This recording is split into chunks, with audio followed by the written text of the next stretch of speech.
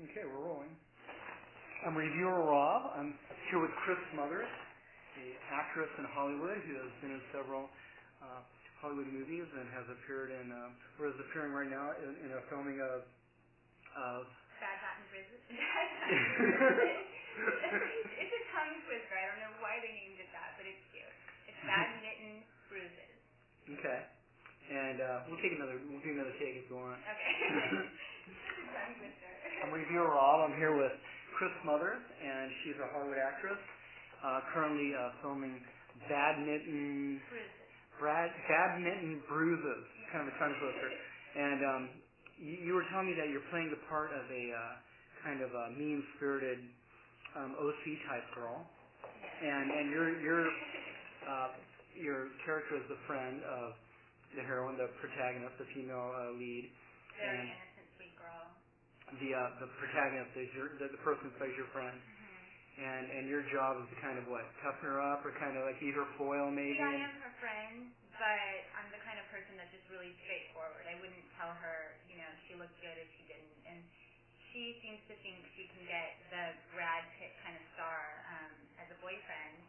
And I'm telling her, you ain't no model, and he dates models. And honey, you don't have a chance. And I'm just kind of straightforward, and in the end, she wins, and she ends up winning the badminton tournament. I don't. And so along the way, I'm like, you shouldn't be in the tournament. You suck. And she ends up winning, and she wins the guy, and so she ends up being the hero. And how do you prepare for such a role? I mean, that isn't your normal personality, or is it? Well, I hope not. Being in LA so long, that could happen. But no, I just try to think about what it would be like to just tell the truth. Just tell the truth, but have a lot of energy and just be really straightforward. And of course, I kind of went into the back, story of the character a little, and the characters, and try to, create a life for my character.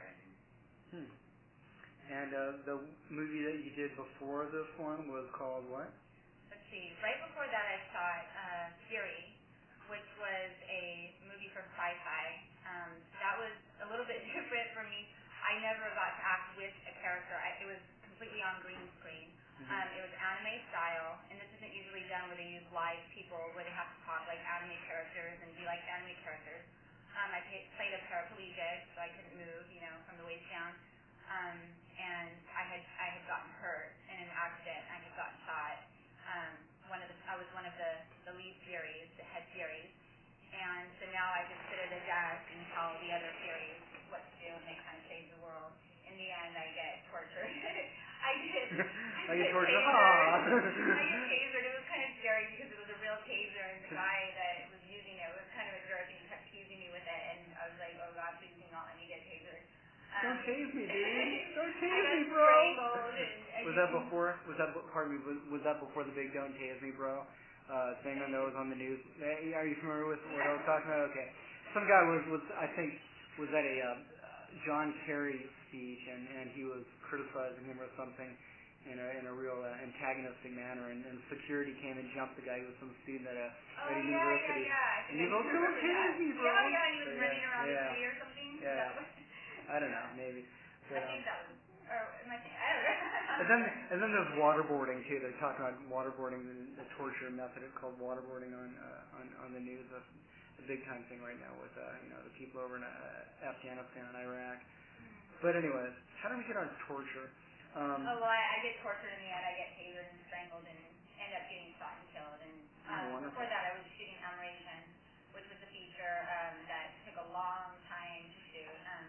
I played a girl who had a lot of problems. She was molested as a child. She thinks she's adopted. In the end, she finds out she wasn't adopted. It was something that her mind had created to make it okay what was happening. She was self-medicated. She bought lithium over the internet and had been taking lithium. She was completely manic depressive. So people thought she was really friendly and outgoing, and then she had these highs and lows. And so that was a long time of researching that character and becoming that character. And that film is going to be finished. Just finished with editing, and it's submitting to all the festivals. They just submitted to Slam down from Sundown, so we'll see what happens. So are you a method actor? Do you somehow try to live the characters that you play? I think that I would probably be considered a method actor, yes. I mean, yeah. Where did you study? Where did you go to school? Did you go to Strasbourg or any local? Probably the only ones you would have heard of would be Michelle Ganner. She was at the Larry Moss Studios. I'd love to study with Larry Moss, but he does kind of private. I did have a few. He came a few times and did some seminars. Loud. We got another interview going on next week. Larry Moss came a few times and did some seminars, but besides that, I had teachers like Will Wallace for a long time, Kat Harris, and Dwayne Whitaker, who was in Pulp Fiction, and he's a really cool guy. And let's see, Max Myers, oh, I love him, and a few more. But I think the one that I can relate to a lot was Michelle Downer, but her classes just got so big, and yeah. And I worked a lot with Will Wallace. Like a lot of things that he worked in, he put me in like small parts when I was first growing. Before I even auditioned for anything, he put me in small things, and I'd get really involved with on the sets and stuff like that. It taught me a lot. Cool. Well, what's been your favorite role or favorite job so far? By far, Amerasian. That was the most challenging, and the levels of emotion that I had to get to and keep for long periods of time was really difficult. And having to be managed detective for so many months in that character, from being there from morning till night, kind of seeing your character, it's hard to go home and just erase all of that. So it was the hardest, but and the most challenging, but it was definitely the most rewarding. Do you have a role that is in your mind as something that you want to do really bad, or? Yes, I have. Well, I have 3 films that I'm about to do. 2 of them I'm really interested in. One is going to be really cool because it's kind of a true romance-y kind of movie, and I always wanted to do the Patricia Arquette character, and this is going to be somewhere along the lines of that. So. Nice. And that's called what? Actually, they haven't named it yet. It's still untitled, and I actually just heard that I got cast in it. I don't know how many days ago, but it's John Moore is going to be directing it, and it's going to be really outrageous. Is that the one you're going to Florida for? No, that one is going to be shot, I think, primarily in Texas. The one I'm going to Florida for, that one is, we're going to Florida and some other places. I think we're going to shoot in New York and stuff like that. That one I play an older character. I'm going to play somewhere between late 40s and early 50s. We're going to do a lot of cosmetic makeup. I'm going to be the victim of numerous plastic surgeries.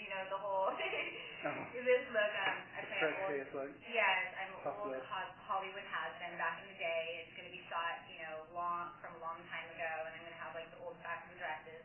And she kind of got burned out in the business because of drugs and stuff like that, and kind of spent all her money, but the local people still love her.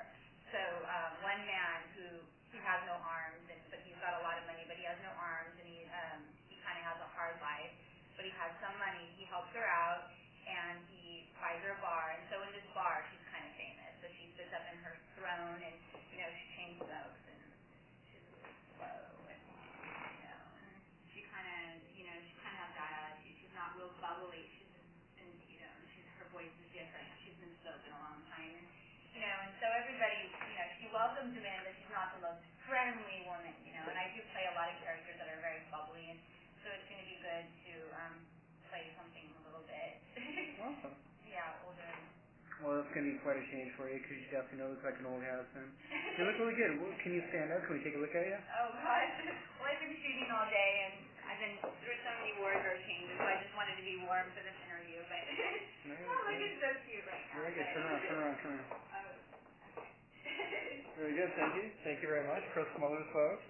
And you were saying that you might be related to the Smothers brothers? I heard that. When I was a child, my grandma had letters from Tommy or Dick, and I asked about it. But my grandma died when I was 9, and most of my dad's side of the family, they're all dead, except for they all passed away, except for my dad. So I've never really talked to him about it. But I know we're related somehow. I just have never met him. But soon you're going to be getting married. You're engaged, and you're going to be getting a new hyphenated name, and you might be dropping the Smothers name sooner or later. Yes, they'll have to look for you.